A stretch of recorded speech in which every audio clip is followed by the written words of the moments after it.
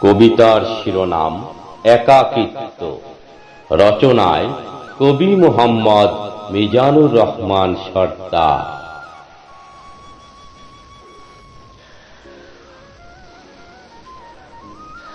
একাকিত্ব অনেক সময় মনের অজান্তে বন্ধুত্বের হাত বাড়ায়, আর আমরাও সেই হাত ধরে ফেলি অজান্তে এক অচেনা কুয়াশা মাখা শিশির ভেজা রাস্তায়। একাকিত্ব জীবন যেন নানামুখী যুদ্ধের কৌশলে পথ চলা, শত কষ্ট বুকে লালন করেও আপনজনদের যায় না কিছু বলা।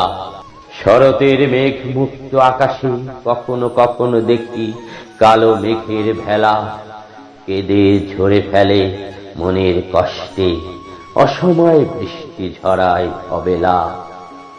একাকিত্ব জীবনে শরৎ বাবুর মতো একটু কষ্ট পেলেই অজান্তে কেঁদে ফেলে। একাকী সেই মানুষটি কেঁদে কেঁদে সব ভুলে যায় সংসারের মায়া জালে।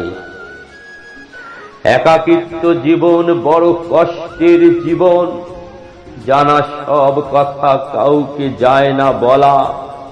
পরিবারের সব স্বার্থপর মানুষগুলো নিজের স্বার্থের জন্য তাকে করেন অবহেলা। যৌথ পরিবারে একদিন যারা ছিলেন একে অপরের কাছে কত আপন খোলামেলা, একাকিত্ব জীবনে তাদের হারিয়ে আজ বুঝি একাকিত্বের কত জ্বালা।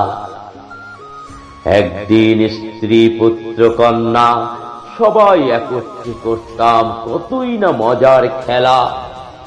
আজ সবাই অনেক দূরে চলে গেছে স্বার্থের টানে, হয়তো আমারই ভুলে।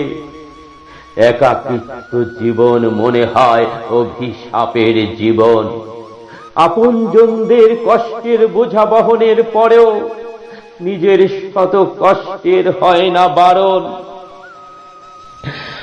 একাকিত্ব জীবন অসহায়ের জীবন, বেঁচে থাকা না থাকা জীবন্ত লাশের মতন।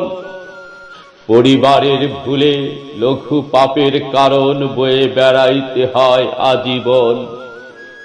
পুরাতন দোতারায় আপনজনের কাছে যখন পুনরায় শুনি বেসুরা বাণী, একাকিত্ব জীবনে শান্তি থাকে না আর মনে, সম্মানে হয় মানহানি।